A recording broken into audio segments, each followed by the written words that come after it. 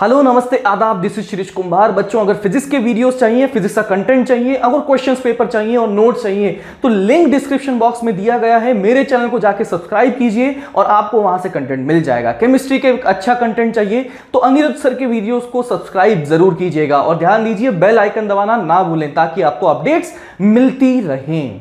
तो कल वाला सवाल भी हो ही गया होगा, इसमें बताने की ज़रूरत है क्या? ठीक है। ठीक है, तो इस तरीके से अपन ने है ना रिफ्लेक्शन देख लिया है, रिफ्लेक्शन फ्रॉम कर्व्ड मिरर देख लिया है। नाउ अगर किसी को डाउट हो तो हाँ बोलो।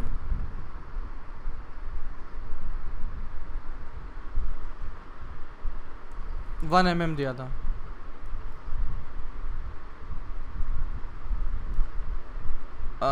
चलो देख लेते हैं, मैं बता ही देता हूँ। ये रहा ना अपने पास dhi/dt, तो इसकी मुझे ये देखना था, है ना, ये देखना था। तो इसकी वैल्यू कितनी आ जाएगी? फोकल लेंथ अपॉन दिस, ये सब पूरा लिखना पड़ेगा मुझे। तो फोकल लेंथ होगा ये 30, वो भी माइनस के साथ में, अपॉन ये बन चुका है minus of 30 minus of xi कितना है? -50। और dho/dt यानी कि इस वेलोसिटी का ये वाला कॉम्पोनेंट यानी कि 10 sin 37 that would be 6 plus ho कितना बना? ho है अपना 1 mm लिया था मैंने, तो ये 10⁻³ बन गया।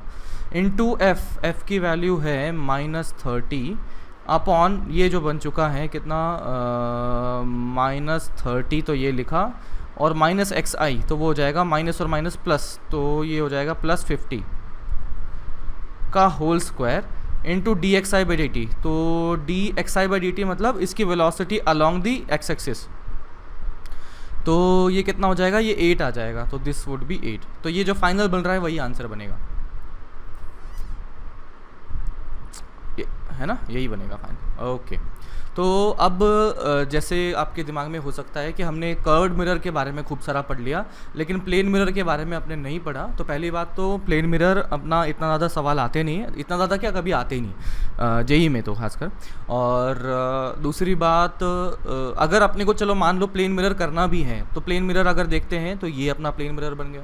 ये अगर प्लेन मिरर बना तो इसके लिए मैं अगर देखता हूँ कि ये कर्व्ड सरफेस का पार्ट था, तो कर्व्ड सरफेस की रेडियस बोलो क्या हो जाएगी? वो तो इनफाइनाइट हो जाएगी इस केस में। तो इसका मतलब अपना जो स्फेरिकल मिरर था, स्फेरिकल मिरर अगर अपन ने लिया जिसमें कि रेडियस अपनी टेंडिंग टुवर्ड इन्फिनिटी कर देंगे, तो अपना जो सारे रिजल्ट थे, सारे के सारे रिजल्ट वो बन जाएंगे किसके बराबर? प्लेन मिरर के लिए काम में ले सकते हैं। स्फेरिकल मिरर में रेडियस को अगर मैं इनफाइनाइट कर देता हूँ तो रेडियस इनफाइनाइट कर दी, इसका मतलब वो प्लेन मिरर बन गया। इसका मतलब अपने सारे जो भी रिजल्ट थे, चाहे वो 1/v + 1/u लिख लीजिए, चाहे मैग्नीफिकेशन लिख लीजिए, चाहे वेलोसिटी वाले रिजल्ट लिख लीजिए, डिट्टो सीधा यूज़ कर सकते हैं जिसमें कि हम r की वैल्यू इनफाइनाइट पुट कर देंगे, साथ ही साथ फोकल लेंथ भी क्या कर देंगे? इनफाइनाइट पुट कर देंगे। ठीक है, तो हमारा प्लेन मिरर भी हम इस प्रकार से कर सकते हैं इफ़ यू वांट। ओके, चलिए अब आगे बढ़ते हैं। Now coming to refraction. तो रिफ्रैक्शन में थोड़ी सी चीज़ें, एक तो होता है अपने पास कि ये अपना मीडियम ले लिया, मीडियम में इसका रिफ्रैक्टिव इंडेक्स μ1, ये रिफ्रैक्टिव इंडेक्स μ2, लाइट आई और वो क्या हो रही है? मीडियम चेंज होते ही बेंड हो रही है। तो यहाँ पर ये एंगल है I, ये एंगल है R। तो स्नेल्स लॉ कहता है μ1 sin I is equals to μ2 sin R। ठीक है, थोड़ा जल्दी चल रहे हैं, एकदम बेसिक है इस बात का। फिर अभी दूसरी बात मैं कहता हूँ, म्यू अगर लिखा जाए, μ1 अगर लिखा जाए तो वो किस तरह से लिखा जाता है? इसकी वैल्यू क्या लिखी जाती है बताइए? μ1 की value in terms of speed, बिल्कुल c है स्पीड इन वैक्यूम लाइट की है, और अपॉन यहाँ पर ये हो जाएगा cm मतलब स्पीड इन मीडियम। तो म्यू की वैल्यू जो बन जाती है, speed is always less than c, या वैक्यूम हो गया तो बराबर हो जाएगी। तो जब वैक्यूम लिया तो ऊपर भी c नीचे भी c, कट गया तो 1 आ जाएगा। तो वैक्यूम के लिए म्यू की वैल्यू 1।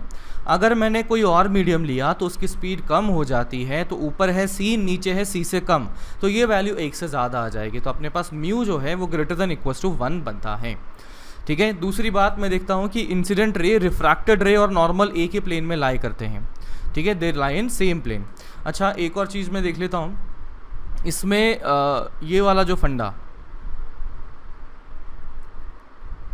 जिसमें कि पैरेलल स्लैब्स बने हुए हैं, ऐसे क्या कर रखे हैं मैंने, पैरेलल स्लैब्स बना रखे हैं। तो इस सिनेरियो में ये जो पैरेलल स्लैब्स के सवाल हैं वो बहुत अच्छे से बन जाते हैं। तो एक काम करते हैं, अगले पेज पे चलते हैं।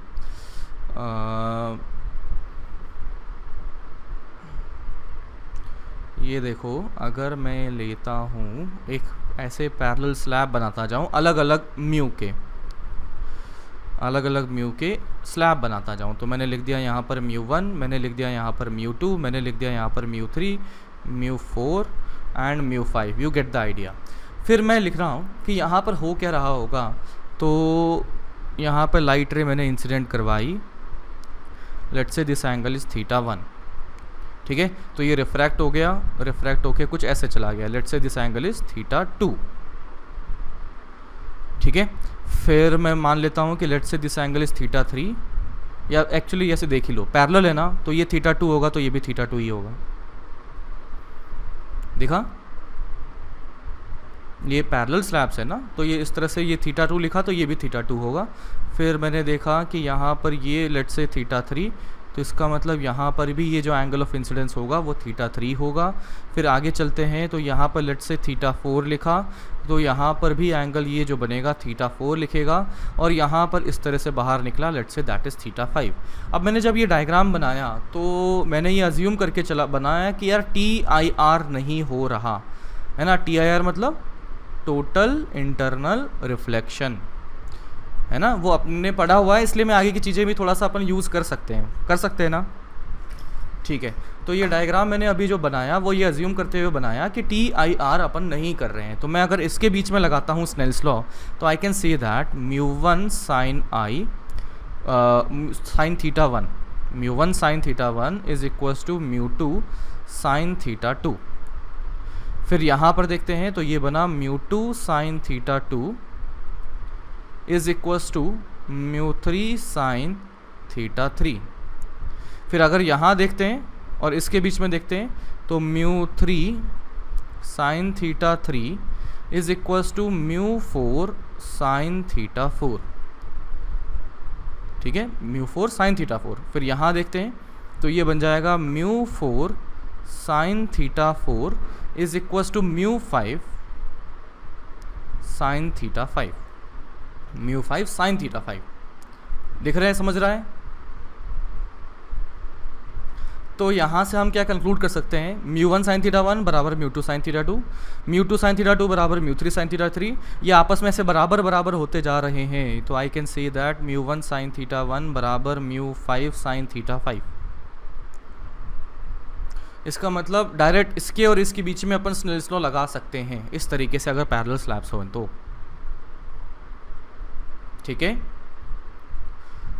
अब देखिए, इस पर सीधे सवाल जेई में पूछे गए हैं, आप देख लीजिए। आप मैंने जेई अपना आपको PDF दे दिया है, उसमें जेई एडवांस की एक्सरसाइज खोल के देखना, जिसमें कि आपको पैरेलल स्लैब के सवाल शायद मिल जाएगा, 2017 या 18 में भी मिल जाएगा, और उससे पहले भी आ रखे हैं।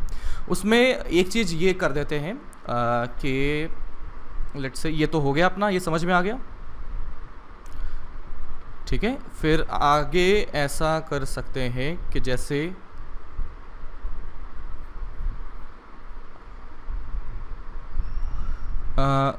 क्या सेम होना चाहिए बच्चा, थिकनेस, नो, बस पैरेलल होने चाहिए, थिकनेस कम ज़्यादा हो सकता है सर, हाँ पैरेलल होना चाहिए। थिकनेस का कहाँ यूज़ किया हमने यहाँ, हाँ नहीं, थिकनेस का कोई फंडा नहीं है, बस पैरेलल का ज़रूर है कंडीशन कि पैरेलल होंगे तभी जाके एंगल का रिलेशन हमने यूज़ किया था। अब देखिए, एक सवाल ऐसा बन सकता है कि ये मैंने कर दिया x एक्सिस, ये मैंने कर दिया y एक्सिस, और यहाँ पर मैंने मीडियम भर दिया, है ना। ये पॉजिटिव जो फर्स्ट क्वाड्रेंट है ना, वहाँ मैंने मीडियम भर दिया, और फिर यहाँ पर लाइट को, इसको मीडियम का बोला गया कि म्यू जो है वो वेरिएबल पाया गया। कितना वेरिएबल पाया गया, mu is equals to mu is equals to 1 + y/10 पाया गया, ठीक है। जैसे जैसे y चेंज हो रहा है, म्यू की वैल्यू चेंज होती जा रही है, और हमने लाइट को जो है इसको इंसिडेंट करवाया ऐसे, मैं ले लेता हूँ एस से इंसिडेंट करवाया कि नियर नॉर्मल हुआ है, लगभग 90 के आसपास हुआ है, मतलब 89.99999। ठीक है, समझ रहे हो? ये अपना मीडियम था, मीडियम की सरफेस बनी हुई थी, यहाँ पर एयर था और यहाँ पर ये अलग अलग मीडियम बने हुए हैं, ये अलग अलग मीडियम बने हुए हैं जिसका म्यू अलग अलग है, जिसका म्यू अलग अलग है। ठीक है, तो हमसे पूछा गया है बताइए y की वैल्यू जहाँ पर हो जाती है लेट्स से 2 यूनिट्स, तो बताइए उस जो रे बनेगी उस इंस्टेंट पर, तो उसका डायरेक्शन का यूनिट वेक्टर क्या होगा, ऐसा सवाल पूछा जा सकता है। ठीक है, आपको म्यू दे दिया गया, म्यू इस तरह से वैरी कर रहा है, यानी कि म्यू वेरिएबल है, म्यू कांस्टेंट नहीं है। यहाँ पर नियर नॉर्मल इंसिडेंस करवाया, इसका मतलब ये 89.9999 का इंसिडेंस करवा दिया। ठीक है, और ये इस तरह से आगे जा रहा है। तो अब हम देखना चाहते हैं कि जो इसका यूनिट वेक्टर बना, सॉरी ये ऐसा नहीं करेंगे अपन, ये ऐसा करेंगे, 89.999 बोला ना मैंने, तो नॉर्मल तो ऐसा बना, तो ये 90 डिग्री के आसपास बना, समझे? है ना, इंसिडेंट रे ऐसे आई है, नॉर्मल ये बना हुआ है और इनके बीच का एंगल लगभग 89.9999999 बना हुआ है। तो हम देखना चाहते हैं कि यहाँ से जो रे आई वो आगे जाके कुछ होगी, कैसे चलेगी, कोई सोच सकता है? देखो यहाँ पर मैं ड्रॉ कर लेता हूँ, मान लो ये एक अपना मीडियम का इंटरफेस हुआ, इससे ऊपर कोई एक मीडियम, इससे नीचे कोई एक मीडियम। ठीक है, तो मैं देखता हूँ इसका नॉर्मल अगर बनेगा तो कैसे बनेगा, इधर बनेगा, ऐसा बनेगा ना नॉर्मल। और दूसरी बात, y को अगर बढ़ा दिया जाए तो म्यू की वैल्यू बताइए बढ़ रही है या कम हो रही है? बढ़ रही है। तो म्यू बढ़ने के साथ में, म्यू बढ़ता है तो उस मीडियम में रिफ्रैक्टेड रे नॉर्मल के पास आ जाती है या दूर चली जाती है? पास आ जाती है। आप बोल सकते हो ये अगर मैंने एयर लिया, ये मैंने मान लो ग्लास लिया, तो यहाँ से रे अगर ऐसे आई तो इस तरह से मुड़ जाएगी, तो नॉर्मल के पास आ जाती है। इसका मतलब यहाँ पर जो रे होगी वो नॉर्मल की तरफ बेंड हो रही होगी। तो मुझे नहीं पता ये कैसे गई, यहाँ पर हो सकता है कि ये कुछ इस तरह से जा रही है। आप देख सकते हो नॉर्मल की तरफ बेंड होती हुई जा रही है, दिख रहा है आपको? ये नॉर्मल की तरफ बेंड होती हुई जा रही है, हर एक इंटरफेस पे नॉर्मल की तरफ बेंड होती जा रही है। फिर हमसे बोला गया है जब y की वैल्यू 2 कर दी गई, जब y की वैल्यू 2 कर दी गई है तो बताइए कि इसका यूनिट वेक्टर, रिफ्रैक्टेड रे का यूनिट वेक्टर क्या होगा? तो है बहुत आसान, मैं बता देता हूँ कैसे होगा। मैं बता देता हूँ कैसे होगा। बच्चा अपना माइक ऑफ कर लो, आप किसी से बात कर रहे हो ना? हाँ, तो इसमें मैं देख सकता हूँ कि यहाँ पर आप y की वैल्यू चेंज करेंगे तो म्यू चेंज होगा। तो डिफरेंट y पर डिफरेंट म्यू अवेलेबल हो रहे हैं, मिल रहे हैं। डिफरेंट y पर डिफरेंट म्यू मिल रहे हैं। बोलो समझ में आता है क्या? तो मैं ऐसा समझ सकता हूँ कि यहाँ से dy थिकनेस के मैं अगर एक स्लैब बना लूँ तो ये ऐसे पैरेलल स्लैब दिख जाएंगे जिसमें कि म्यू की वैल्यू कांस्टेंट बनी हुई है। मतलब ये पैरेलल स्लैब, इसके हर पॉइंट के आपस में म्यू की वैल्यू कांस्टेंट, फिर उसके ऊपर एक पैरेलल स्लैब जिसमें हर पॉइंट पे म्यू की वैल्यू आपस में कांस्टेंट, ऊपर फिर हर एक पैरेलल स्लैब जिसमें म्यू की वैल्यू फिर कांस्टेंट, ऊपर एक पैरेलल स्लैब जिसमें म्यू की वैल्यू फिर कांस्टेंट। तो ऐसे पैरेलल स्लैब बने हुए हैं, जिसमें dy थिकनेस हमने ले रखा है। बोलो बात समझ में आ रही है क्या कह रहा हूँ मैं? तो यहाँ से मैं कह सकता हूँ पैरेलल स्लैब है, तो आई कैन से दैट कि पहले स्लैब के लिए जो म्यू लिखा जाएगा यानी कि 1 into sine of 90 is equal to किसी भी स्लैब का म्यू इंटू किसी भी स्लैब का रिफ्रैक्शन साइन आर। ये कहाँ से हमने कर लिया? पिछले में देखा था, पिछली स्लाइड में ये देखा था। तो मैं लिख सकता हूँ ये बन चुका है 1 इज इक्वल टू म्यू की वैल्यू कितना बन जाएगा? ये आ जाएगा 1 + 2/10 इंटू साइन ऑफ आर। तो यहाँ से साइन ऑफ आर आ जाएगा 1/1/2 1.2। तो अगर मेरे को ये एंगल आ गया तो अब तो यूनिट वेक्टर निकालना आसान है। ये एंगल आ गया ना आर। मैं एक मिनट में दूसरा कलर यूज़ करता हूँ। यहाँ पर मान लो y = 2 पर मेरे पास r की वैल्यू आ गई। जब r की वैल्यू आ गई तो मैं लिख सकता हूँ कि इसका यूनिट वेक्टर का एक कॉम्पोनेंट नॉर्मल की तरफ यानी कि j कैप के अलोंग होगा और दूसरा कॉम्पोनेंट i कैप के अलोंग होगा। तो मैं क्या लिख सकता हूँ, यूनिट वेक्टर का इधर कॉम्पोनेंट हो जाएगा 1 cos r और इस तरफ जो कॉम्पोनेंट होगा वो होगा 1 sin r। समझे मैं क्या कहना चाह रहा हूँ? ओके बच्चा, तो ये फंडा समझ में आया ना? इसका यूज़ करते हुए सवाल आते हैं जेईई में, तो इस बात को ध्यान से रखें। पैरेलल स्लैब है, हमेशा बहुत आसान सवाल बनते हैं, मतलब बना ही कह सकते हैं वो, या तो वेरिएबल कर दिया अपना म्यू, है ना, म्यू वेरिएबल कर दिया और ये पैरेलल स्लैब बनते हुए अगर आपने सोच लिया तो फिर सवाल ख़त्म ही हो गया। अगर मान लो आपको पता ही नहीं था कि पैरेलल स्लैब का फंडा लगाना है तो गड़बड़ हो जाएगी इस सवाल में, आपको पता ही नहीं लग पाएगा करना क्या है। ठीक है ना, तो ये फंडा दिमाग में रखना। और वेरिएबल रिफ्रैक्टिव इंडेक्स के जब सवाल होंगे तो मोस्ट प्रोबेबली इसी का इस्तेमाल किया जाएगा, पैरेलल स्लैब वाले फंडे का इस्तेमाल किया जाएगा। तो चलिए आगे बढ़ते हैं। अब मैं देखता हूँ रिफ्रैक्शन फ्रॉम प्लेन सरफेस, इससे कुछ रिजल्ट प्रोड्यूस कर लेते हैं अपन और उस रिजल्ट का यूज़ करेंगे। तो मैंने लिखा ये अपना है मीडियम का इंटरफेस, ये मैंने लिखा है μ2, ये मैंने लिखा है μ1 और इसको मैंने नॉर्मल ड्रॉ कर दिया। यहाँ पर हमने ऑब्जेक्ट रखा हुआ है ना, कहाँ पर रखा हुआ है, ये हमने ऑब्जेक्ट रखा हुआ है जो कि इंटरफेस से इसकी दूरी को कैपिटल H दिया गया है। अब क्या होगा कि यहाँ से लाइट रेज निकलेंगी, लाइट रेज निकली तो कुछ इस तरह से रिफ्रैक्ट हो रही हैं, इस तरह से रिफ्रैक्ट हो रही हैं। तो आप देख सकते हैं जब लाइट रेज में ऐसे ड्रॉ कर रहा हूँ, जब मैं ऐसी लाइट रेज ड्रॉ कर रहा हूँ तो आप देख सकते हो कि यहाँ पर μ1 और μ2 में से कौन सा बड़ा माना है मैंने, μ2 को बड़ा माना है। μ1 में नॉर्मल से दूर जाती हैं तो μ1 छोटा हो गया है।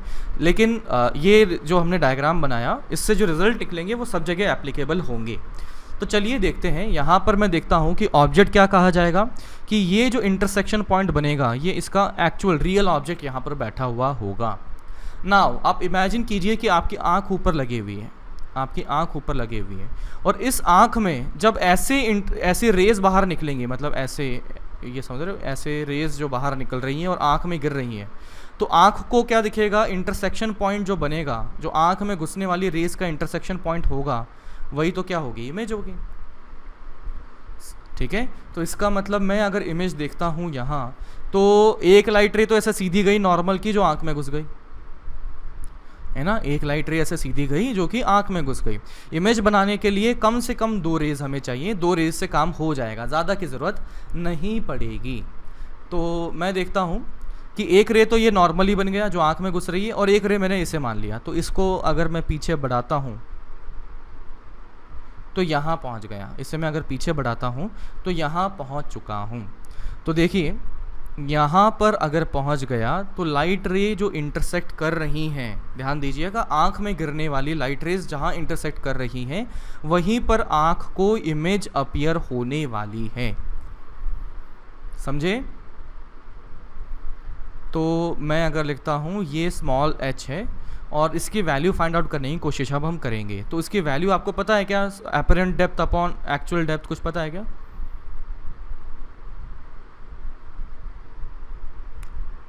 हाँ बिल्कुल, देखिए ये अपने पास बन जाएगा। अच्छा तो फिर पता ही है तो फिर मैं क्यों इतनी मेहनत कर रहा हूँ। तो मेरे यहाँ से आ जाएगा small h by capital H, यानी कि ये है अपरेंट डेप्थ जो दिख रही है, apparent depth upon actual depth is equals to, कौन सा म्यू लिखा जाएगा ऊपर, μ1 या μ2?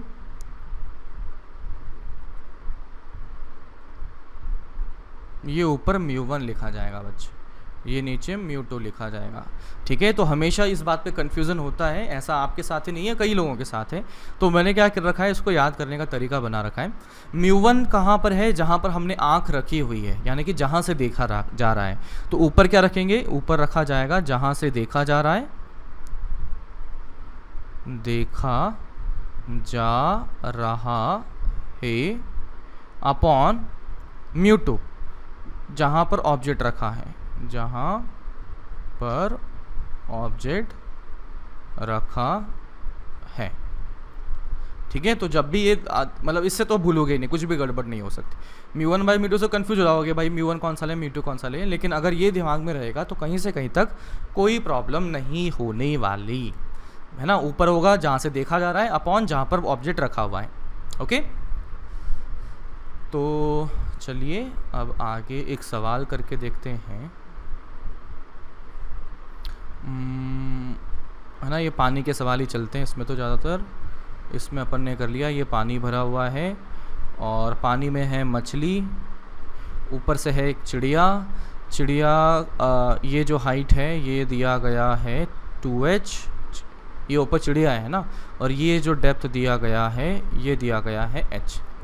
ठीक है, 2h और h दिया गया है। ये पानी है, पानी के लिए म्यू की बात कर दी गई 4/3, और ये एयर है, एयर के लिए म्यू की बात कर दी गई, वो तो 1 है। एयर के लिए म्यू की बात कर दी गई, वो तो 1 हो गई। अब हम देखना चाहते हैं पहला पार्ट कि चिड़िया को मछली कितनी दूरी पर दिखी, चिड़िया को फिश हाउ मच डिस्टेंस,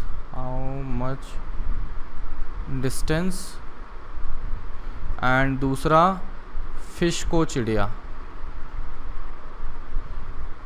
है ना, चिड़िया हाउ मच डिस्टेंस।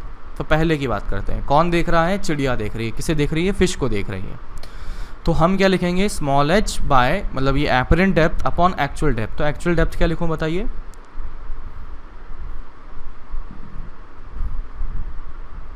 मतलब 3h 2h h। अच्छा चलो एक बार बताता हूँ कि ये मान लो कुआं है ना, अपने गांव में कुआं होता ही होगा, कुएं में पानी है और तुम यहाँ खड़े हो ना, तुम यहाँ खड़े हो, ये यहाँ पर 10 मीटर है और ये पानी यहाँ पर 5 मीटर है। मैं पूछता हूँ कुएं की गहराई कितनी है, तो आप कितना बताओगे? हाँ, अरे ये पानी की डेप्थ, सॉरी पानी की डेप्थ, कुएं की गहराई नहीं, पानी की डेप्थ मैं अगर पूछता हूँ तो कितनी बताओगे? 5 मीटर बताओगे, है ना। पानी की डेप्थ अगर मैं पूछता हूँ तो 5 मीटर बताओगे। तो हमेशा जो डेप्थ ली जाती है, हमेशा जब भी मैं डेप्थ की बात करता हूँ तो हमेशा इंटरफेस से ली जाती है, जहाँ पर दो मीडियम मिलते हैं उससे ली जाती है डेप्थ की वैल्यू। तो आप देख सकते हो यहाँ पर small H by apparent actual लिखा जाएगा, स्मॉल एच यानी कि apparent depth upon actual depth. तो एक्चुअल डेप्थ अगर लिखा जाए तो आप देख सकते हो मीडियम से नीचे की तरफ कितना आ चुके हैं, कैपिटल एच आ चुके हैं। ठीक है, तो small h by capital H is equal to mu, जिसमें से देखा जा रहा है, कौन देख रहा है? बर्ड देख रहा है। तो बर्ड देख रहा है तो उसका क्या हो जाएगा, 1 हो जाएगा, अपॉन म्यू जिसमें ऑब्जेक्ट रखा हुआ है। किस में रखा हुआ है ऑब्जेक्ट? वाटर में, यानी कि 4/3। तो यहाँ से small h is equal to 3/4h। But ये फाइनल आंसर नहीं है, पूछा क्या है, कितनी डिस्टेंस दिखेगी चिड़िया को। तो ये तो अभी सरफेस से 3h/4 पर दिखेगा, प्लस करना पड़ेगा आंसर अगर लिखें तो वो 3/4h प्लस करना पड़ेगा 2h। ठीक है, तो इस तरह से बन जाएगा 11h/4 बन जाएगा। ओके, चलिए आगे बढ़ते हैं। तो मैं बात करता हूँ, ये समझ में आया ना, कैपिटल एच फंडा क्यों लिया, 3h क्यों नहीं लिया? हमेशा मीडियम की इंटरफेस से लिया जाता है। अब बात करते हैं सेकंड के लिए। तो फिश से चिड़िया को देखना है, फिश देख रही है तो apparent depth upon actual depth. तो अब इंटरफेस से देखेंगे, किसकी डेप्थ? चिड़िया की डेप्थ। कितना हो गया वो? 2h हो चुका है, इज इक्वल टू म्यू जिसमें से देखा जा रहा है। कहाँ से देख रहे हैं? फिश देख रही है, यानी कि 4/3 अपॉन म्यू जिसमें ऑब्जेक्ट रखा हुआ है। कहाँ रखा हुआ है वो? 1 में, हवा में रखा हुआ है ना। चिड़िया को देखा जा रहा है ना, तो ऑब्जेक्ट बन चुका है चिड़िया। तो small h is equal to 8h/3, और इसका जो आंसर बनेगा वो क्या बनेगा? 8h/3 plus h। तो इस तरीके से हमारे पास में 1 और 2 दोनों सॉल्व हो जाएंगे। अगर मैं करता हूँ, है ना, समझ में आया ना ये? नेक्स्ट क्वेश्चन करें, जिसमें कि आपको दे रखा है, ये है मीडियम का कंटेनर, और कंटेनर में है पानी, पानी में है फिश। अब यहाँ पर हमने कंटेनर में लगा दिया ऊपर मिरर। एक मिनट यार, ये गड़बड़, थोड़ा नीचे बनाना पड़ेगा मुझे। ये मैं यहाँ बनाता हूँ, ये मैंने बनाया कंटेनर, कंटेनर में है पानी, पानी में है फिश, और फिर यहाँ पर हमने सरफेस पर बना दिया है मिरर, मतलब ऊपर बना दिया है मिरर। फिर मिरर की वजह से क्या होगी, इमेज बनेगी, किसकी, मछली की। ठीक है, तो अब हमसे पूछा गया है, बताइए बताइए कि यहाँ पर कोई चिड़िया है जो हवा में थी, तो चिड़िया देखती हैं, चिड़िया फिश की इमेज कितनी दूरी पर देखेगी।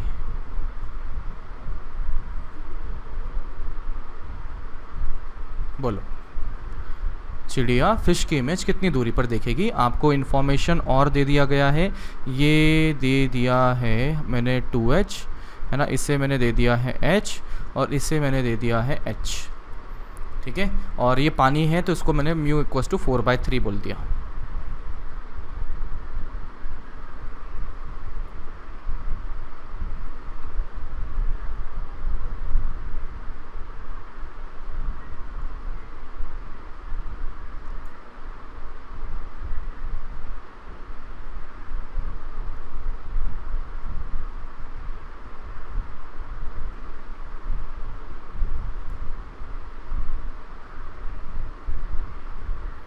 चिड़िया को फिश कितनी दूरी पर, फिश की इमेज है ना, फिश की इमेज कितनी दूरी पर दिखेगी।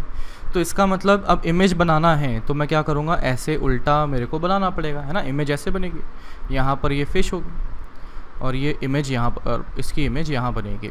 ठीक है, और ये कितना दूरी है, ये यहाँ से इससे क्या करूँ मैं, मिरर से पानी की दूरी 3h है, तो इसका मतलब ये दूरी 3h बन जाएगा।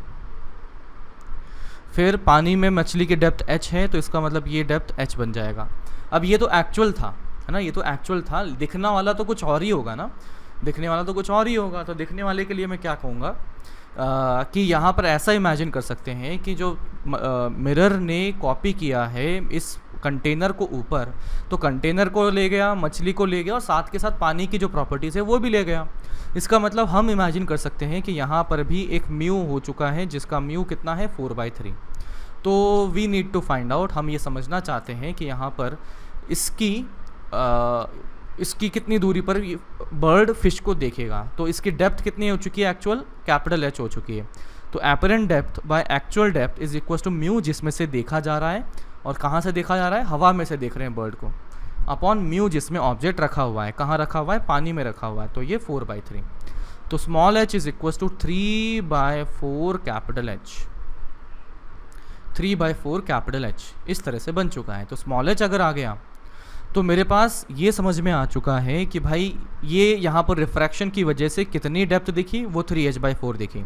ये दूरी कितना है, ये 3h है, ये दूरी कितना है, h है। तो इसका मतलब बर्ड को जो कितनी दूरी पर दिखेगा वो दिखेगा h, 3h और 3h/4। समझे? तो इस तरीके से हम फिश की इमेज देख सकते हैं कितनी दूरी पर बनी। चलिए एक और सवाल कर लेते हैं। तो मैंने क्या कर दिया, यहाँ पर इसकी मिरर लगा दिया बॉटम पर तो अब सवाल ये है कि चिड़िया फिश की बॉटम वाली इमेज है ना, बॉटम वाले मिरर में इमेज कितनी दूरी पर देखेगी, बॉटम वाले मिरर में इमेज कितनी दूरी पर देखेगी। ये जो सवाल था, बस ये ऊपर वाली इमेज की जगह मैंने बॉटम वाली इमेज कर दी।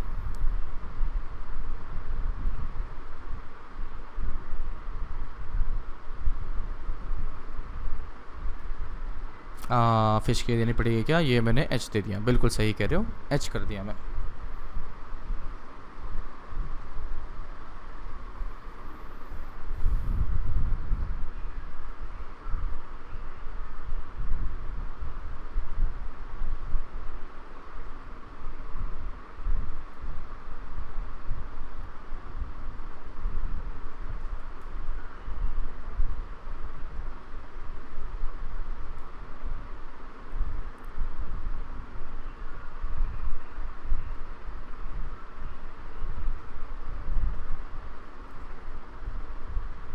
बोलो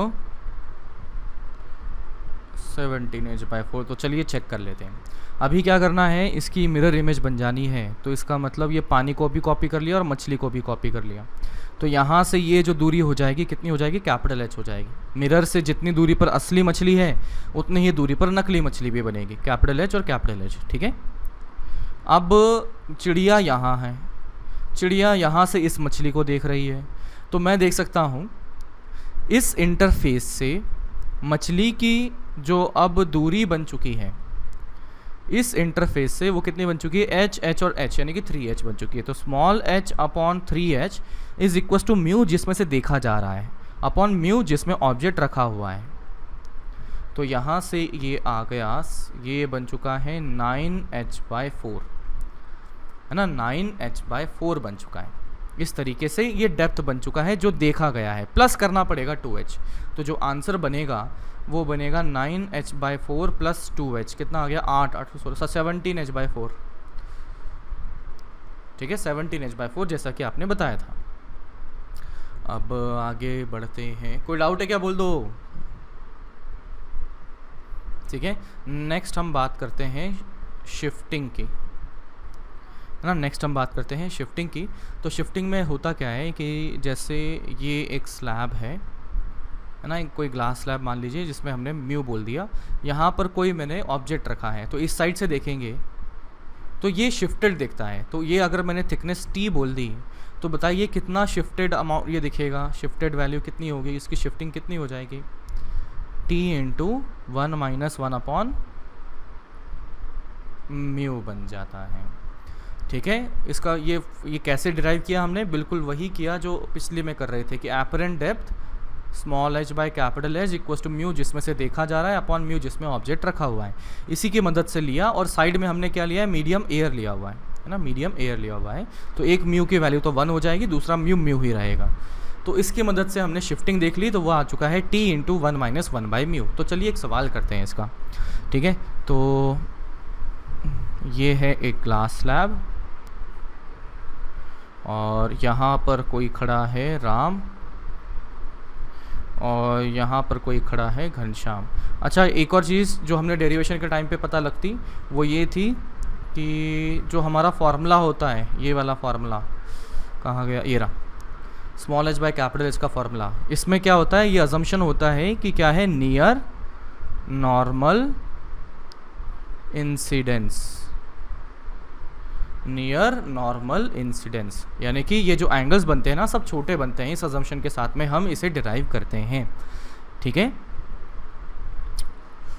अब चलिए, अब मैं यहाँ पर देखता हूँ, ये मैंने ले लिए, दोनों भाई हैं ये, और इसके सर पर एक बाल है और ये इसकी आँखें हैं। बाल और आँखें सेम लेवल पर है, ठीक है ना। तो सेम लेवल देने का पर्पस क्या है बताइए,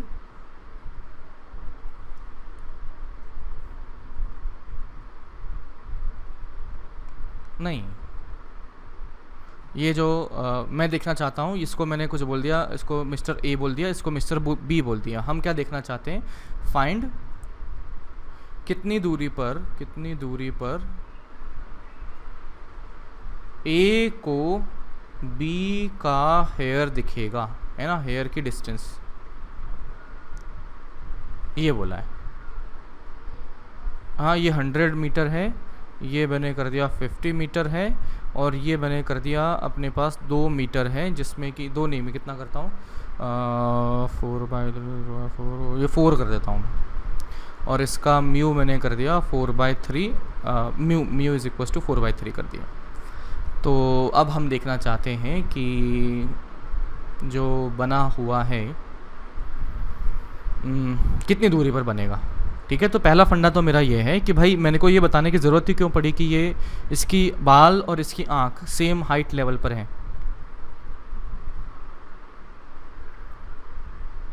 बिल्कुल सही, हमारे सारे जो भी फॉर्मूलेज हैं, चाहे शिफ्टिंग का ले लीजिए, चाहे अपना small h by capital H यानी कि apparent depth upon actual depth का ले लीजिए, ये सभी फॉर्मूलेज तभी काम करते हैं जब नियर नॉर्मल इंसिडेंस हो रहा होगा। तो ऑब्वियसली जब ये सेम लेवल पर होंगे तो यहाँ पर लगभग सीधा ही यहाँ पर बनेगा, तो नियर नॉर्मल इंसिडेंस ही होगा, एंगल ऑफ इंसिडेंस छोटा बन जाएगा। तो ये वाले सभी काम हम कर सकते हैं, शिफ्टिंग विफ्टिंग के फॉर्मूलेज यूज़ कर सकते हैं। तो अब क्या करें,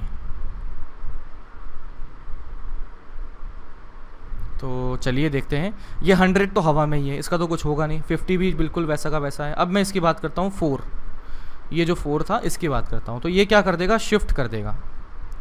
शिफ्ट की वैल्यू अगर देखें तो वो कितना हो जाता है, t into 1 minus 1 by mu. T की वैल्यू है 4, 1 माइनस 1 अपॉन 1 बाई म्यू यानी कि 4/3। तो ये 3/4 बन जाएगा और ये शिफ्ट हो जाएगा 1, है ना। 3/4 माइनस 1, 1 माइनस 3/4 यानी कि 1/4, 4 इंटू 1/4 यानी कि 1 आ चुका है। अब शिफ्ट हो चुका है, इसका मतलब इस आँखों को ये बाल 1 मीटर शिफ्टेड दिख रहा है। अब शिफ्टेड दिख रहा है तो हो सकता है राइट में भी शिफ्टेड हो सकता है लेफ्ट में भी शिफ्टेड हो। कैसे पता लगेगा लेफ्ट में शिफ्ट हुआ या राइट में शिफ्ट हुआ, हाउ डू वी नो? हाँ जी,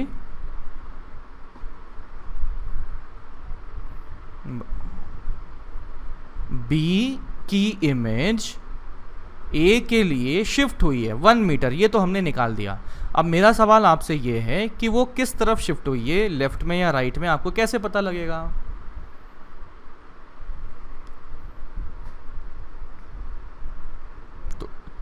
तो लेफ्ट से राइट बताओ ना, क्या है लेफ्ट राइट ऊपर नीचे कहाँ?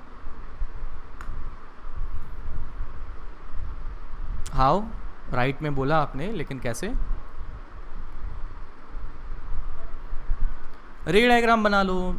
देखो एक रे तो ये सीधी की सीधी नॉर्मल की नॉर्मल चली गई, इसमें कोई रिफ्रैक्शन नहीं हुआ। दूसरी रे मैं ऐसे करता हूँ, तो यहाँ से एयर से इसमें गई तो ये क्या हो जाएगा, नॉर्मल की तरफ बेंड हो जाएगी, तो ये ऐसा कुछ हो जाएगी। फिर उसके बाद में ये कुछ इस तरह से बाहर निकल जाएगी। तो जब मैं अपनी आँख को, थोड़ा आँख को इमेजिन करना पड़ेगा, ये रे बहुत पास में थी, पास में बना नहीं सकता मैं, समझ रहे हो? मेरी डायग्राम की लिमिटेशन है कि पास पास बना दूंगा तो डायग्राम क्लियर नहीं बनेगा।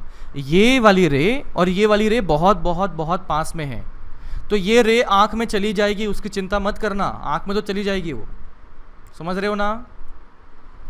अरे यार, है ना, ये रे दूर दूर बना रखी है लेकिन वो डायग्राम क्लियर बने इसलिए।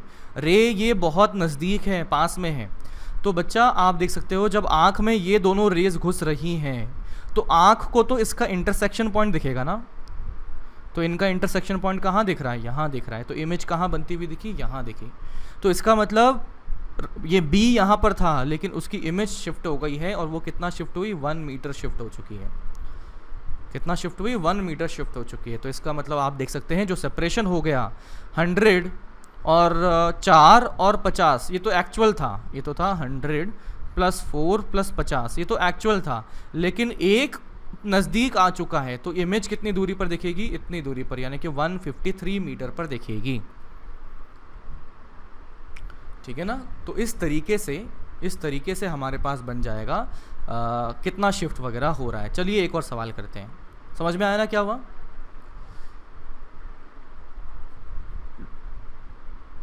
नहीं, अभी मैंने रे डायग्राम से बताया, और कहीं कन्फ्यूजन हुआ तो रे डायग्राम बना देना। कहीं कन्फ्यूजन हुआ तो रे डायग्राम बना देगा। और अगर इसको देखें एयर वाले केसेस में, खासकर जिस डायरेक्शन में इंसिडेंट रेज हैं उसी डायरेक्शन में शिफ्ट होगा, ऐसा अपन समझ सकते हैं।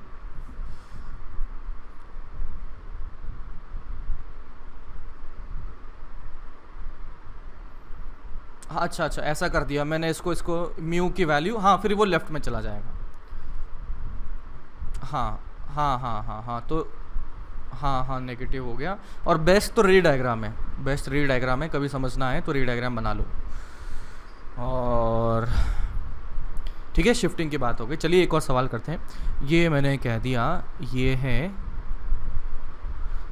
इसकी फोकल लेंथ मैंने दे दी 30 सेंटीमीटर। यहाँ पर ये एक ऑब्जेक्ट रखा हुआ है जो कि यहाँ से 60 सेंटीमीटर पर है, 60 सेंटीमीटर पर है। तो ऑब्जेक्ट यहाँ, तो इमेज कहाँ बनेगी, बोलो? उसी पर बन जाएगी, है ना। ऑब्जेक्ट और इमेज कॉन्सेंट कर जाएंगे क्योंकि सेंटर पर रखा हुआ है ऑब्जेक्ट, है ना। 2F और 2F पर पता है ना हमें कि वो कॉन्साइड कर जाता है। अब देखो मैंने यहाँ पर स्लैब रख दिया, उसकी थिकनेस मैंने कह दी 3 सेंटीमीटर, और म्यू मैंने दे दिया स्लैब का, म्यू इज़ इक्वल टू 3/2, है ना, म्यू इज़ इक्वल टू 3/2। तो अब हम जानना चाहते हैं कि ऑब्जेक्ट को कहाँ पर शिफ्ट किया जाए, लेफ़्ट में शिफ्ट करें या राइट में शिफ्ट करें, ताकि इसकी ऑब्जेक्ट और इमेज की जो दूरी है, मतलब ऑब्जेक्ट और इमेज कोइंसाइड कर जाएं। फिर से बताता हूँ, ऑब्जेक्ट को लेफ्ट में या राइट में कहाँ पर शिफ्ट कर दिया जाए और कितना शिफ्ट कर दिया जाए ताकि वापस जैसे कि कोइंसाइड हो रहा था ना, बिल्कुल वैसे ही का कोइंसाइड हो जाए।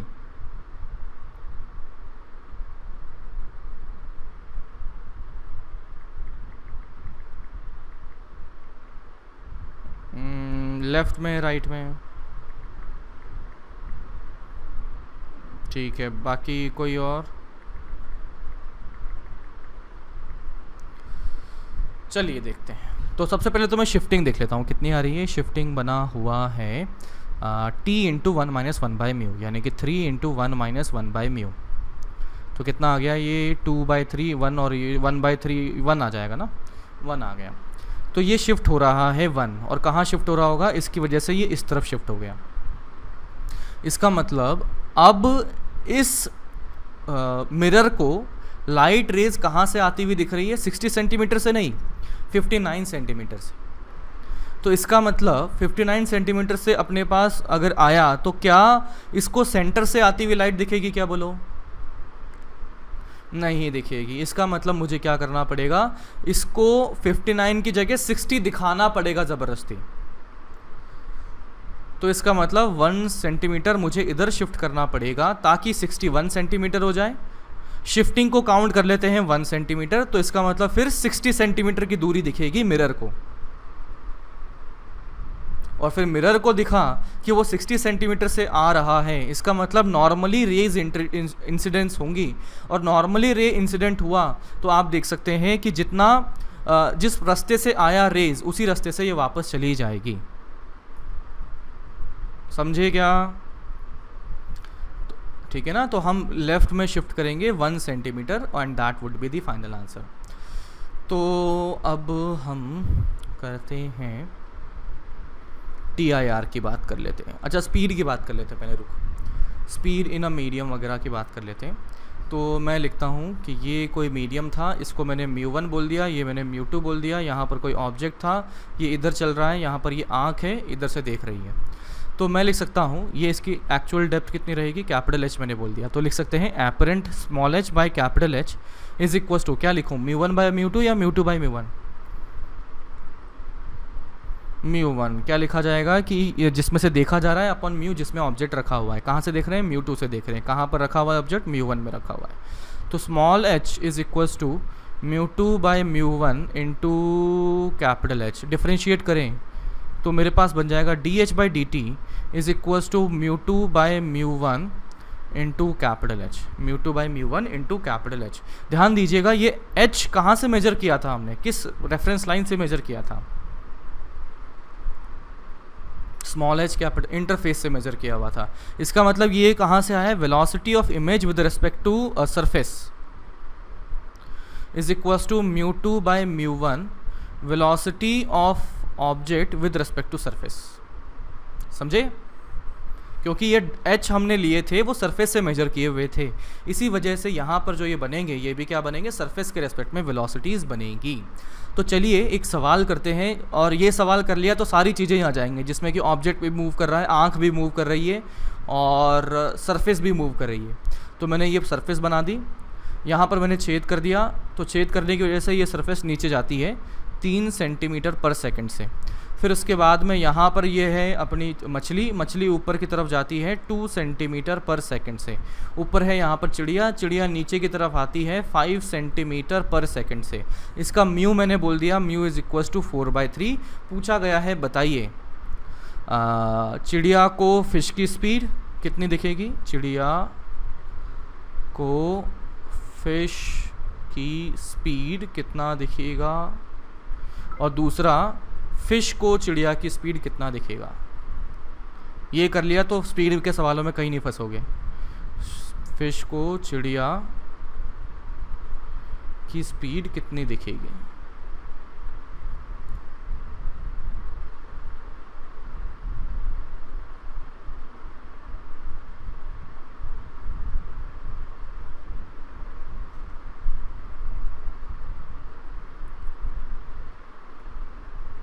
बोलो।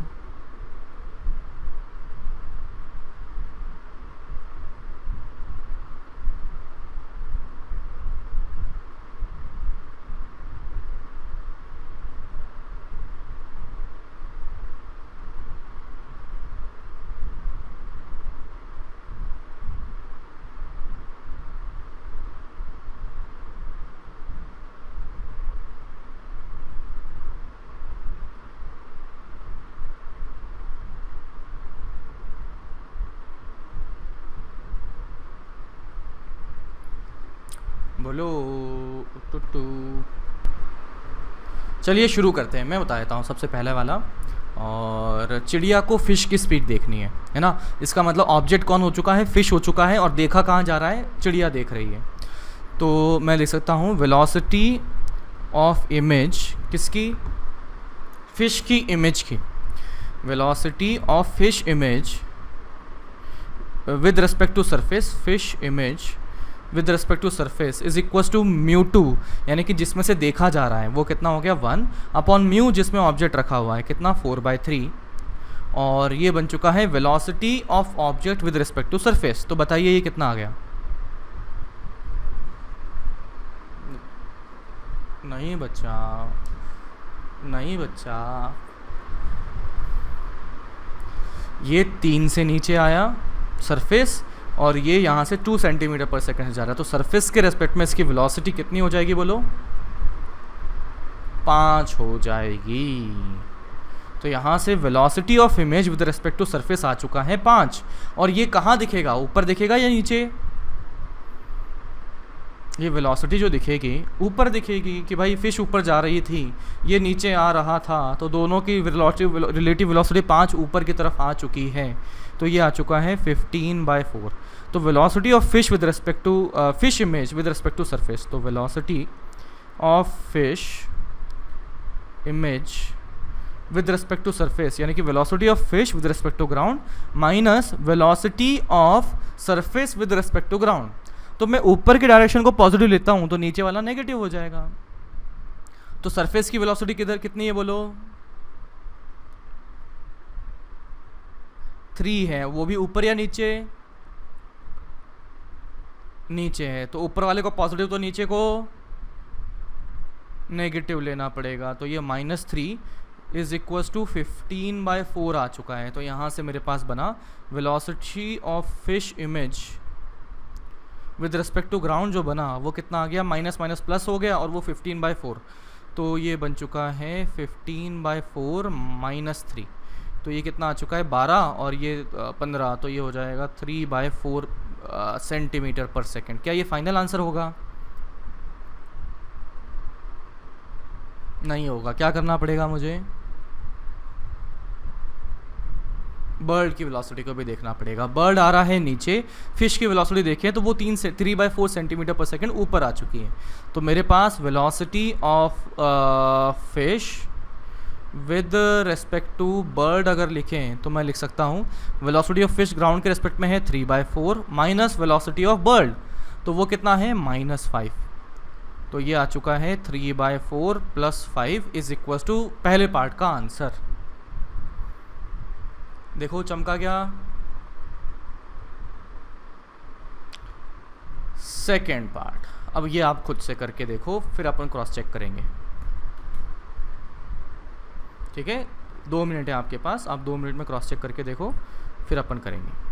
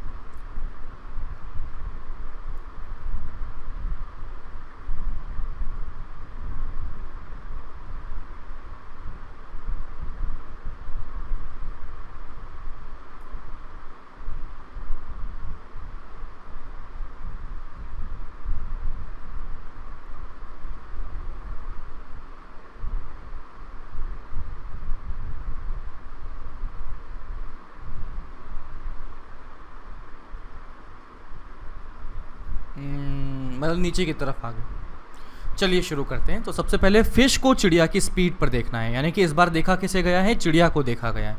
तो मैं यहाँ पर कर लेता हूँ, चिड़िया को देखा गया है, तो मैं लिख सकता हूँ वेलोसिटी ऑफ इमेज ऑफ चिड़िया with respect to surface is equals to mu, जिसमें से देखा जा रहा है, कहाँ से देख रहे हैं हम, नीचे से देख रहे हैं, यानी कि 4/3 से देख रहे हैं, अपॉन म्यू जिसमें ऑब्जेक्ट रखा हुआ है, और ये अपने पास सरफेस के रेस्पेक्ट में कितनी आ गई है, ये -2 आ चुकी है ना, सरफेस के रेस्पेक्ट में -2 आ चुकी है। तो ये आ चुका है velocity of image with respect to surface, कितना आ गया, -8/3 आ चुका है।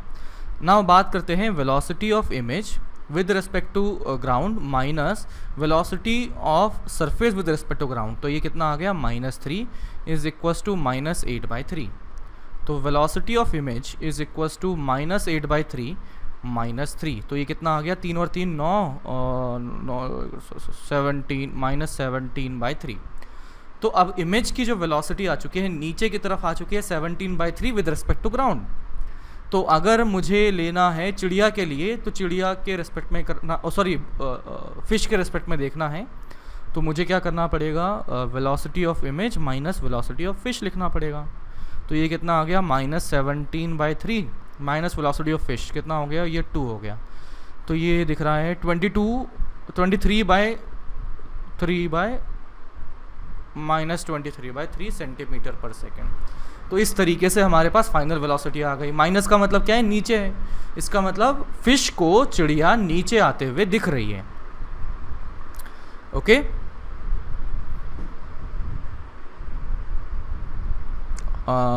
मतलब फिश ने बर्ड को देखा, बर्ड ने फिश को देखा, तो ये सेम आएगा या नहीं आएगा, यही कह रहे हो ना? नहीं, क्यों नहीं आएगा, नहीं आएगा ना, नहीं आएगा है ना। इधर कितना आ रहा है, इधर 23 आ रहा है क्या, 23/4 आ रहा है ना नीचे 23/4 आ रहा है, ठीक है। तो अब देखते हैं, है ना, अब ये स्पीड का हो गया, मतलब ये कर लिया तो बाकी सब चीज़ कर ली। इसमें हमने ऑब्जेक्ट को ही मूव करवा दिया, इसमें हमने जिसको देखना है उसे भी मूव करवा दिया, जिसने देखना है उसे भी मूव करवा दिया, और सरफेस भी मूव करवा दी। मतलब इससे ज़्यादा कॉम्प्लिकेटेड सवाल नहीं बनेगा। That is the most complicated situation. अब आगे की बात करते हैं, तो मैं लिखता हूँ TIR के बारे में थोड़ा सा डिस्कस कर लेते हैं, टोटल इंटरनल रिफ्लेक्शन। तो इसमें होता क्या है कि ये मैंने मीडियम लिया, मीडियम में मैंने ऑब्जेक्ट रखा, ऑब्जेक्ट की जो डेप्थ है वो मैंने कैपिटल H लिख दी, फिर यहाँ से लाइट रेज गई, यहाँ से लाइट रेज गई, तो ये रहा नॉर्मल, यहाँ पर ये अलग नॉर्मल बनेगा और ये कुछ इस तरीके से पास होंगे। यहाँ पर ये रहा नॉर्मल और ये कुछ इस तरीके से लाइट रे पास हो रही है। और एक पॉइंट तो ऐसा आया जहाँ पर ये मीडियम था, ये मीडियम था और ये ऐसे पास हो रही है। तो मैं क्या देख रहा हूँ, जैसे जैसे इस सेंट्रल पॉइंट से दूर जाता जा रहा हूँ, है ना, इसमें मैंने ऑब्वियसली एक अजम्पशन ले रखा है, ये μ1 और μ2 सॉरी, इसमें से डेंसर मीडियम कौन सा दिख रहा है डायग्राम के अकॉर्डिंग बताइए, μ2 ग्रेटर देन μ1 कर दिया, ठीक है। जहाँ पे ऑब्जेक्ट रखा गया है डेंसर मीडियम हो चुका है। अब देखिए ये गया इधर गया, है ना, ये इस तरह से मूव कर रहा है। अब मूव कर रहा है तो मैं देखता हूँ, मूव कर रहा है सॉरी, लाइट रेज इस तरह से जा रही है, तो मैं देखता हूँ कि ये इस पॉइंट पर एंगल ऑफ इंसिडेंस, इस पॉइंट पर एंगल ऑफ इंसिडेंस और इस पॉइंट पर एंगल ऑफ इंसिडेंस, किसके लिए एंगल ऑफ इंसिडेंस सबसे ज़्यादा होगा, लेफ्ट वाले पॉइंट के लिए या राइट वाले पॉइंट के लिए, राइट वाले पॉइंट के लिए। तो इनफैक्ट हमने एंगल ऑफ इंसिडेंस बढ़ाते बढ़ाते इतना बढ़ा दिया कि एंगल ऑफ रिफ्रैक्शन 90 डिग्री बन चुका है। तो इसके लिए जो कहा जाता है इस एंगल को, उसे कहा जाता है क्रिटिकल एंगल, उसे कहा जाता है θc क्रिटिकल एंगल। तो हम स्नेल्स लॉ तो अभी भी लगा सकते हैं, तो मैं लिख सकता हूँ ये हो गया μ2 sin θc is equals to, यहाँ पर ये 90 डिग्री हो चुका है, यानी कि μ1 sin ऑफ 90। तो इस तरह से बना μ2 sin θc या θc is sin θc is equals to μ1 by μ2, sin θc is equals to μ1 by μ2, ठीक है ना। μ1 छोटा है या बड़ा है, छोटा है, तो ऑब्वियसली साइन की वैल्यू 1 से छोटी होगी तो μ1 को छोटा होना भी पड़ेगा। तो ये ध्यान रखना, छोटा बाय बड़ा से याद करोगे तो ज़्यादा सोचना नहीं पड़ेगा, छोटा बाय बड़ा कर दोगे तो अपना काम हो जाएगा। अब देखो जैसे राइट हैंड साइड में हुआ वैसे ही लेफ्ट हैंड साइड में भी होगा। है ना, वैसे ही लेफ्ट हैंड साइड में भी होगा, ऐसे ये बन जाएगा। अब मैं देखता हूँ कि जिस तरह से, अब ये तो 3D में है ना, अपन तो सरफेस भले ही एक लाइन से दिखा रहे हैं, लेकिन सरफेस तो ऐसे पूरी बन सकती है। तो यहाँ पर सरफेस पर एक सर्कल बन जाएगा जहाँ से लाइट रेज बाहर जा रही हैं, और उसके अलावा जो लाइट रेज हैं वो अंदर फंस चुकी हैं। तो ये जो सर्कल बना है, ये जो यहाँ एक सर्कल ऐसा बना, इस सर्कल को कहा जाता है सर्कल ऑफ इल्यूमिनेंस। इल्यूमिनेंस है ना, सर्कल ऑफ इल्यूमिनेंस स्पेलिंग हो सकती है, ऊपर नीचे कुछ हो जाए तो। हाँ, तो हमारे पास ये बन चुका है, एक सर्कल बना है जिससे लाइट रेज बाहर आ रही है। उसके अलावा जहाँ पर भी लाइट रेज इंसिडेंट हुई, फॉर एग्जांपल ऐसे गई, तो वो क्या हो गई, रिफ्लेक्ट हो गई। जितने एंगल से ये गया था थीटा से, उतने ही थीटा से ये बाहर आ गया, मतलब अंदर के अंदर ही चला गया। तो इसे कहा जाता है टोटल इंटरनल रिफ्लेक्शन। तो हमने देखा कि जब ऐसे लाइट रेज थीटा सी के बाद में, थीटा सी से ज़्यादा जब एंगल ऑफ इंसिडेंस रहेगा, थीटा सी से ज़्यादा एंगल ऑफ इंसिडेंस रहेगा, तो उस सिचुएशन में लाइट रे क्या हो जाएगी, कंप्लीटली रिफ्लेक्ट हो जाएगी। इसे कहा जाता है TIR। इसे कहा जाता है TIR, टोटल इंटरनल रिफ्लेक्शन। और टोटल इंटरनल रिफ्लेक्शन पर सवाल बन जाते हैं अपने जेई में। चलिए एक सवाल मैं बताता हूँ जो कि पूछा भी गया है कई बार, शायद आपने देखा भी होगा।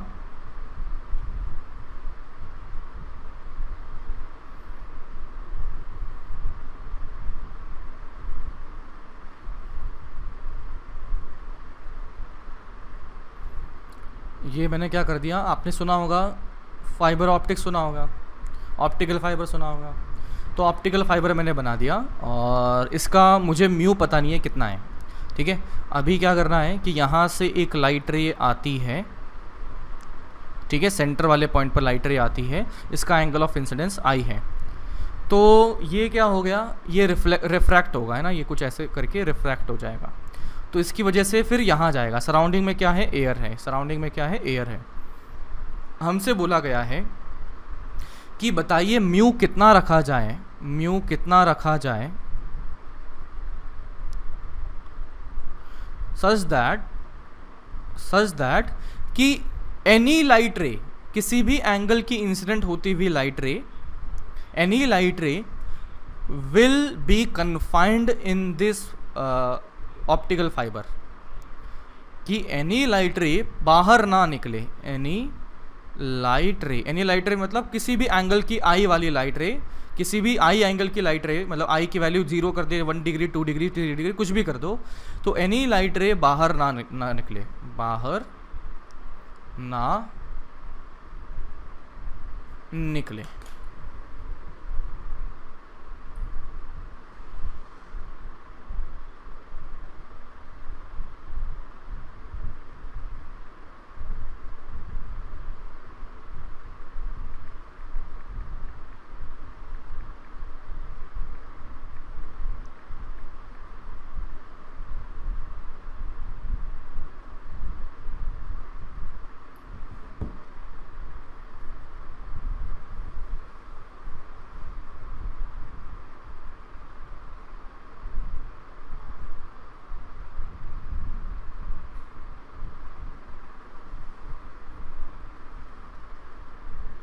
बताइए म्यू की वैल्यू।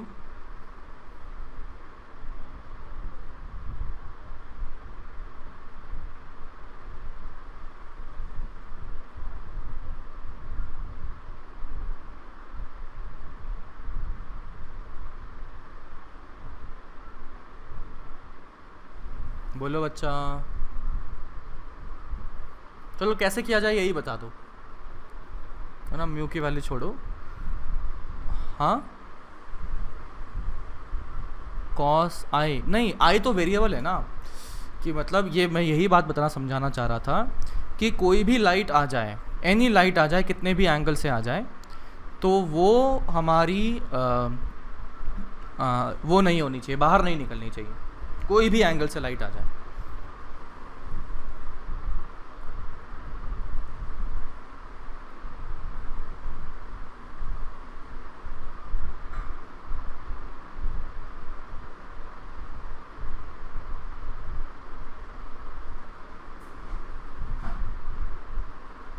नहीं, आई और आई के टर्म्स में नहीं आएगी, एग्जैक्ट न्यूमेरिकल वैल्यू आएगी।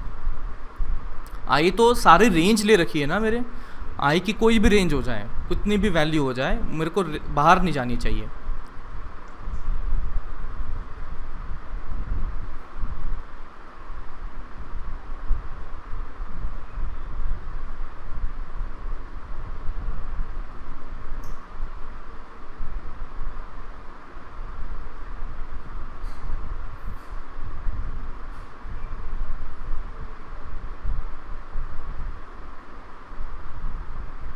चलिए देखो, अभी मैं इसका डायग्राम ड्रॉ कर लेता हूँ। तो ये आया, ऐसे जाएगा, यहाँ पर नॉर्मल ड्रॉ करें तो ऐसा बनेगा।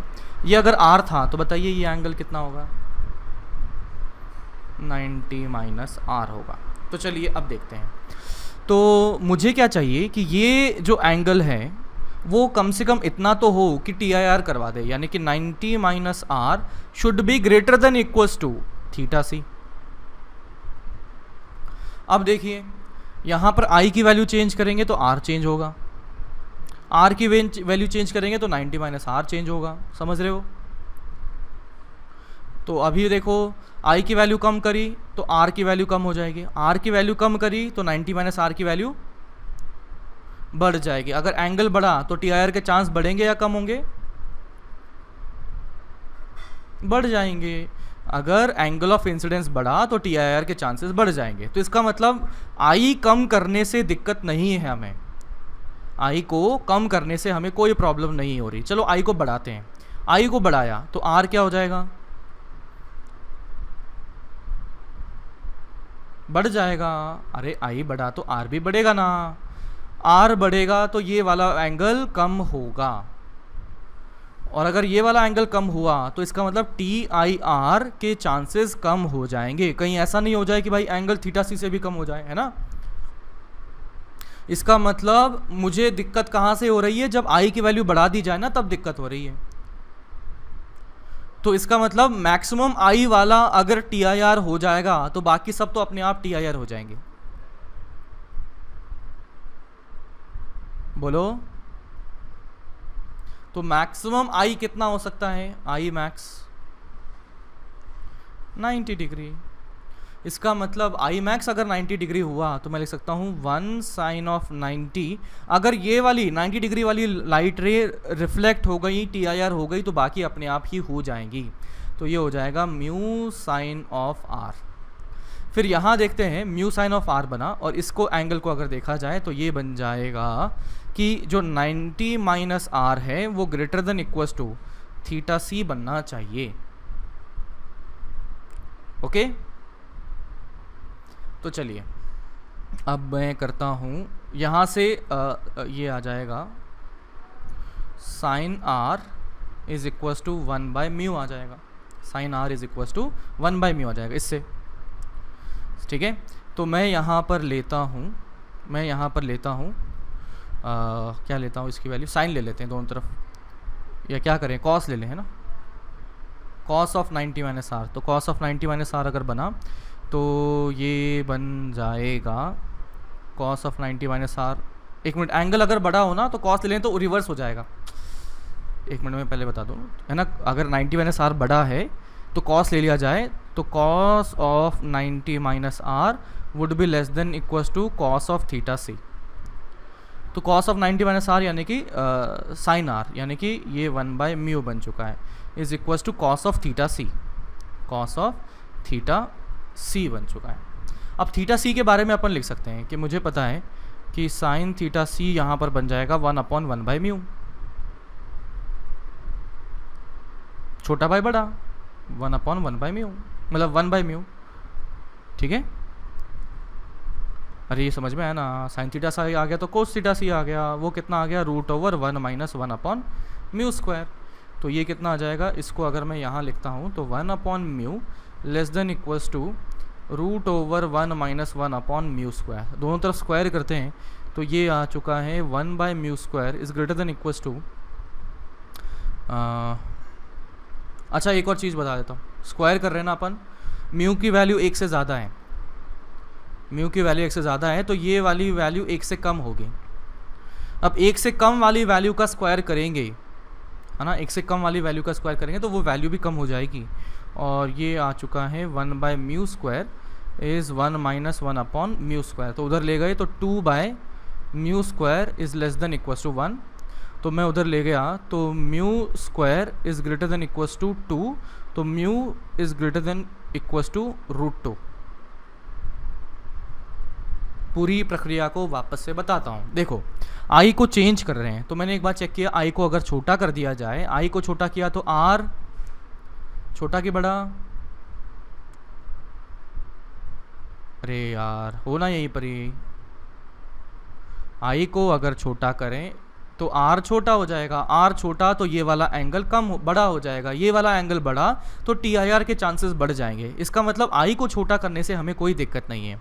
अब बात कर रहे हैं कि आई को मैंने बड़ा कर दिया, तो आई की मैक्सिमम वैल्यू अगर कर दी जाए और वो रे अगर TIR कर दी तो बाकी सभी TIR हो जाएंगे। तो मैं देखता हूं कि यहां से आई अगर कर दिया, आई की वैल्यू 90 डिग्री कर दी, तो उस सिचुएशन में अगर TIR हो गया तो बाकी सब जगह TIR हो जाएगा। तो मैं यहाँ से देखता हूँ आई की वैल्यू 90 करी, तो ये अगर 90 किया तो यहाँ पर कुछ एंगल बन गया, तो मैंने देखो ये लिखा। और दूसरी बात कि यहाँ पर जो बनने वाला एंगल है वो θc से बड़ा होना चाहिए।